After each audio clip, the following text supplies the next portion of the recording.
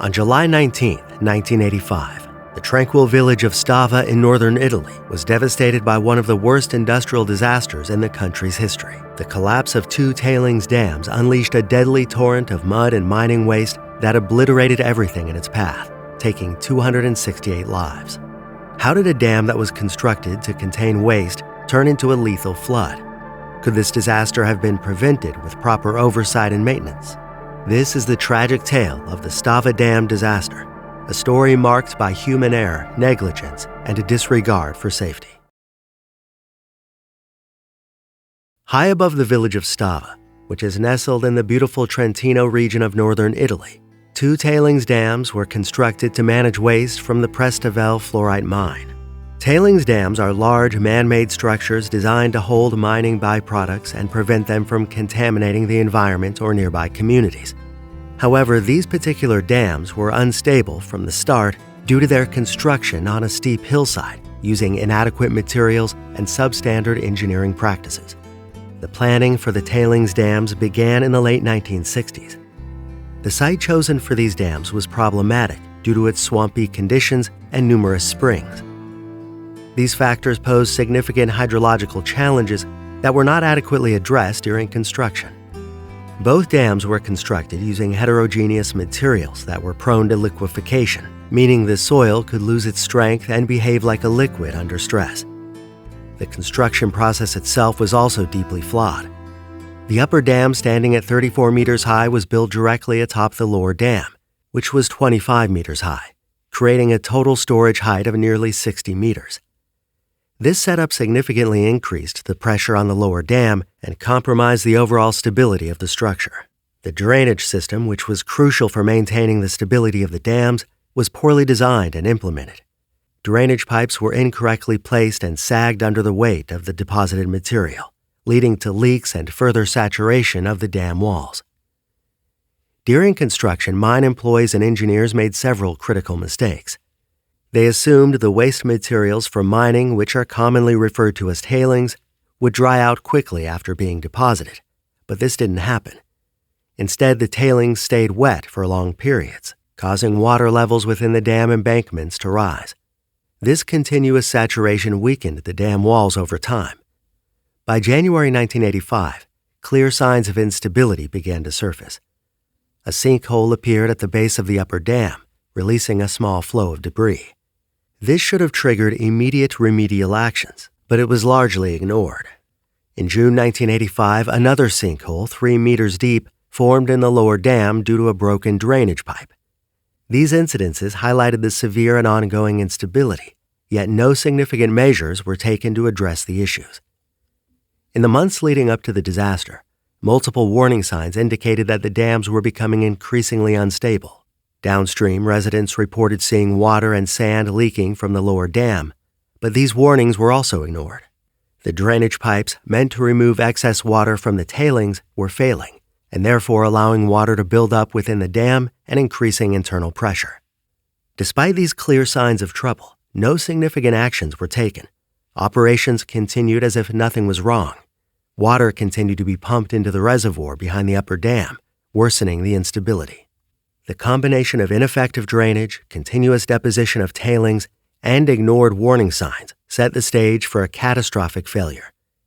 This neglect of essential safety measures and the continuous addition of stress to an already vulnerable structure created a ticking time bomb, leading to the inevitable disaster.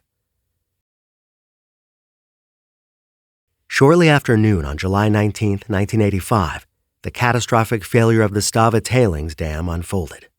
At 12:22 p.m., the upper dam, unable to withstand the internal pressure, suddenly gave way. The upper dam's failure unleashed a massive torrent of mud, water, and debris, estimated at 180,000 cubic meters. The immense pressure and force of the release caused the lower dam to collapse almost immediately after the upper dam failed.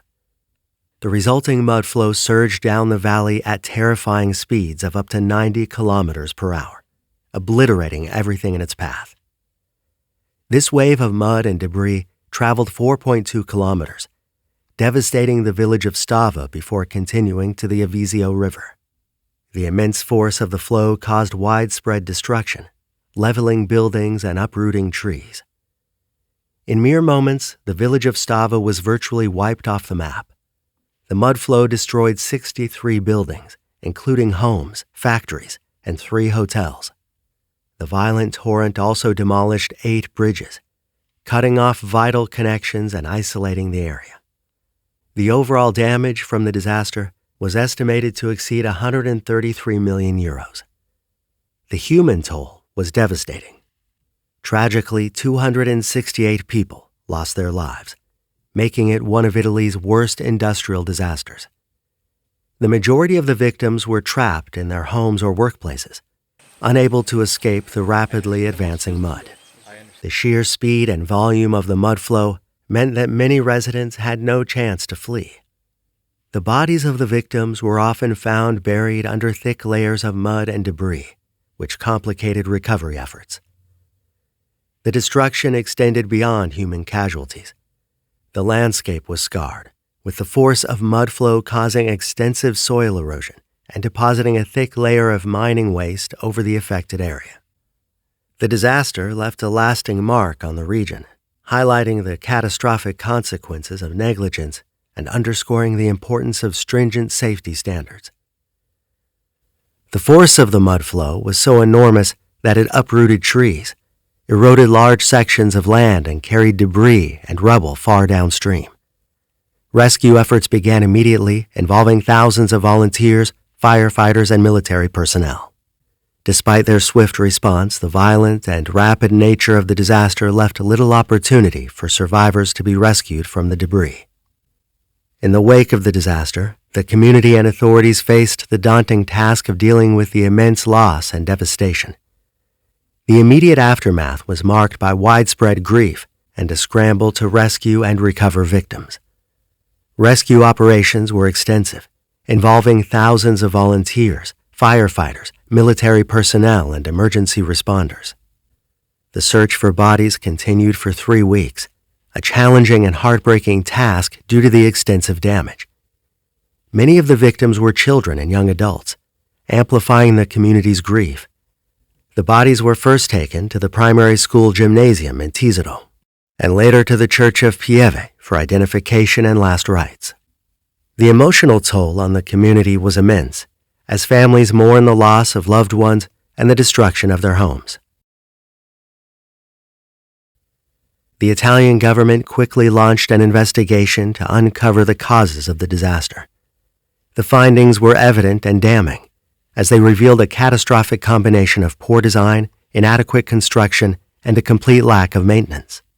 The investigation found that both dams were built with materials that were prone to liquefaction, the process where saturated oil temporarily loses its strength and behaves like a liquid due to increased pore water pressure. The drainage systems, which are crucial for the stability of the dams, were also improperly installed and failed to function properly, leading to water accumulation and increased pressure within the dams. Key evidence showed that there were no permanent monitoring systems in place to assess the stability of the embankments or the drainage of the tailings. This lack of monitoring allowed critical warning signs, such as the sinkholes and leaks observed months before the disaster, to go unaddressed. The investigation determined that the dam failures were not sudden, but rather the result of long-term negligence and systemic failures in dam management. The judicial inquiry led to significant legal repercussions. 10 individuals, including directors of the mining company and officials responsible for the dam's construction and oversight, were charged with culpable disaster and multiple manslaughter. They were found guilty in June 1992. These individuals included the mine directors, managers involved in decision-making processes regarding the dam's expansion, and officials from the mining district of the autonomous province of Trento who neglected their oversight responsibilities. Despite their convictions, none of the sentenced individuals served prison time. However, they were required to pay damages. The Stava Dam disaster had profound and far-reaching impacts on both regulatory frameworks and the local community. Legally, the tragedy acted as a catalyst for significant changes in Italy's regulations concerning industrial safety and environmental protection. The Italian government recognized the dire need for stricter controls and more rigorous enforcement mechanisms to prevent similar catastrophes in the future. These new regulations mandated better design standards, regular maintenance, and continuous monitoring of tailings dams to ensure their stability and safety. The disaster underscored the critical importance of proper safety measures in industrial operations and highlighted the necessity of effective oversight and accountability. For the local community, the disaster brought unimaginable grief and loss. The emotional and psychological toll on survivors and the families of the victims was immense. In the aftermath, the community rallied together to support one another, fostering a spirit of resilience and solidarity. To honor the memory of those lost and to advocate for improved safety standards, survivors and families of the victims formed the Stava 1985 Foundation. This nonprofit organization is dedicated to preserving the historical memory of the disaster and promoting the culture of prevention, proper management, and safety of industrial structures. The Stava 1985 Foundation plays a crucial role in educating the public and raising awareness about the lessons learned from the disaster. The foundation supports various initiatives, including educational programs, research projects, and public outreach activities aimed at promoting safety in industrial operations. One of their notable contributions is the establishment of a master's program in analysis and management of geotechnical systems at Trento University. This program helps disseminate knowledge in civil and environmental engineering, geological sciences, sociology, and economic science, ensuring that future generations of engineers and managers are well equipped to prevent similar disasters. The disaster also led to the creation of memorials and commemorative events to honor the victims. These memorials serve as a poignant reminder of the lives lost and the need for continuous vigilance in industrial safety. The annual commemorations organized by the Stava 1985 Foundation bring together community members, government officials, and safety advocates to reflect on the tragedy and reinforce the commitment to preventing such events in the future. In summary, the Stava Dam disaster had a lasting impact on Italy's regulatory landscape and local community. It prompted significant legal reforms aimed at enhancing industrial safety and environmental protection. For the community, the disaster galvanized efforts to honor the victims and advocate for stringent safety measures, ensuring that the lessons learned continue to shape policies and practices for a safer future.